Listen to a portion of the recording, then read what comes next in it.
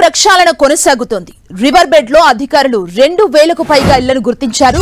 ఆ ఇళ్లకు మార్కింగ్ చేస్తున్నారు. అయితే నిర్వాసితులకు పునరావాసం, తరలింపు పెద్ద టాస్క్ గా మారింది. అటు నిర్వాసితుల కోసం ప్రభుత్వం 15,000కు పైగా డబుల్ బెడ్రూమ్ ఇళ్లను కేటాయించింది. ఆ ఇళ్లకు నిర్వాసితుల్ని తరలిస్తోంది. కొన్ని ప్రాంతాల్లో ఇళ్లను వదిలి వెళ్లేందుకు నిర్వాసితులు అంగీకరించగా మరికొన్ని ప్రాంతాల్లో మార్కింగ్ అడ్డుకుంటున్నారు. స్వచ్ఛంద సంస్థల ద్వారా నిర్వాసితులను ప్రభుత్వం ఒప్పించే ప్రయత్నం చేస్తోంది.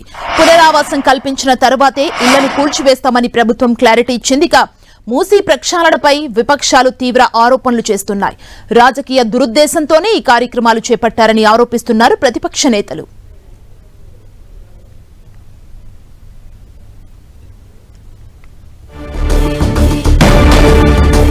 పునరావాసం కల్పించాకే ఇళ్లను కూల్చివేస్తామని అధికారులు చెబుతున్నారు. మూసీ నది ప్రక్షాళనను ప్రభుత్వం చేపట్టింది.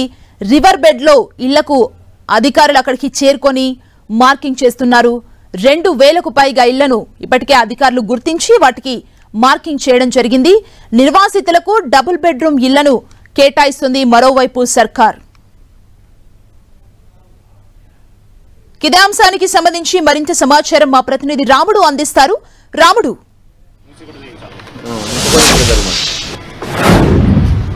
సుమా, హైదరాబాద్ నగరంలో మూసీ పరివాహక ప్రాంతానికి సంబంధించి ఏవైతే రివర్ బెడ్ లో ఉండేటువంటి నిర్మాణాలపైన ప్రభుత్వం ఫోకస్ చేసింది. ఇప్పటి వరకు వివిధ ప్రాంతాల్లో ఒక 200 మంది వరకు మేము తరలించామంటూ నిన్న దానకిషోర్ చెప్పడం జరిగింది. దాన్ని చూస్తే ఈ ప్రాంతంలో ఈ విధంగా చేశారు. మనం చూస్తే ముఖ్యంగా రివర్ బెడ్ లో ఉండేటువంటి ప్రాంతాల్లో ఉండేటువంటి వాటి అన్నింటినీ కూడా గుర్తించి రివర్ బెడ్ ఎక్స్ అనేటువంటి పద్ధతిలో దీన్ని మొత్తం కూడా ఇంటి మార్క్ ఏర్పాటు చేశారు. వీటన్నింటినీ మెల్లమెల్లగా ఖాళీ చేయించారు. ఇక్కడ ఉండేటువంటి వాళ్ళైతే ఖాళీ చేసి వెళ్ళిపోవడం జరిగింది. మనం చూడొచ్చు రివర్ బెడ్ లోకి ఉండేటువంటి నిర్మాణాలు పక్కనే మూసీ నది పారుతున్నటువంటి దాన్ని చూడొచ్చు. ఈ విధంగా ఉండేటువంటి మూసీ అన్నిటినీ కూడా ఇందులో దాదాపు జిహెచ్ఎంసీ పరిధిలో మొత్తం 2000కు పైగా నిర్మాణాలు ఉన్నట్లుగా గుర్తించినటువంటి అధికారులు ఇక్కడ మాత్రం హైదరాబాద్ జిల్లా పరిధిలో మాత్రం 1595 నిర్మాణాలు ఉన్నట్టుగా గుర్తించారు. మనం చూస్తే ఈ పక్కన ఉండేటువంటి ఈ ఇళ్ళన్నింటినీ కూడా చూడొచ్చు. చిన్న చిన్న ఇళ్ళు ఉన్నాయి. ఈ చిన్న చిన్న ఇళ్ళన్నింటినీ కూడా ఖాళీ చేయించడం జరిగింది.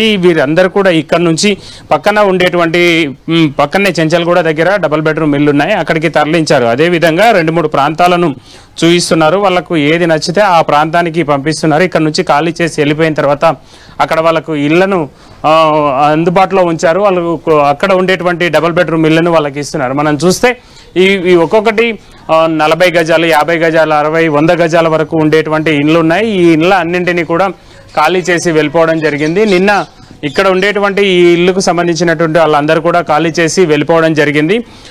అయితే కొన్ని ప్రాంతాల్లో మాత్రం ప్రభుత్వానికి రిస్ట్రిక్షన్ వస్తుంది. నిన్న తీవ్రమైనటువంటి విమర్శలు వచ్చాయి. రాజకీయంగా కూడా ఇది రాజకీయ అంశంగా మారిపోయినటువంటి పరిస్థితి ఉంది. ఇటు బీఆర్ఎస్ కానీ బీజేపీ కానీ తీవ్ర స్థాయిలో విమర్శలు, ప్రభుత్వం పైన విమర్శలను ఎక్కుపెట్టడం జరిగింది.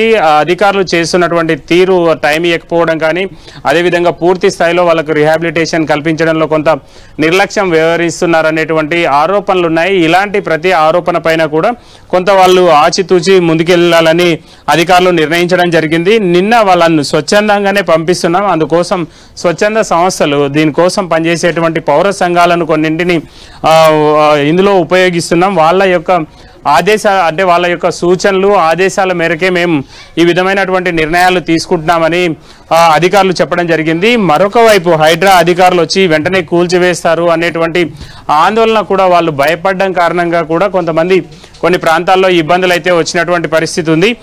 దాంతోనే చాలా ప్రాంతాల్లో వాళ్ళు ఎదురు తిరిగారు. అక్కడికి వచ్చినటువంటి అధికారులకైతే ఎదురు తిరిగి మేము ఇల్లు ఇవ్వము అంటూ కొంత ఆందోళన వ్యక్తం చేసేటువంటి ప్రయత్నం చేశారు. అంతేకాకుండా పూర్తి స్థాయిలో ఎక్కడి వరకు ఎఫ్టీఎల్ వస్తుంది, ఎక్కడి వరకు బఫర్ వస్తుంది అనేటువంటి పూర్తి అంశాలను కూడా తనకు చెప్పట్లేదు అనేటువంటి ఆందోళన అయితే వ్యక్తం చేయడం జరిగింది.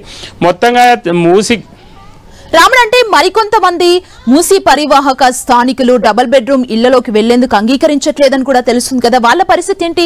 అధికారులు ఏం చెప్తున్నారు?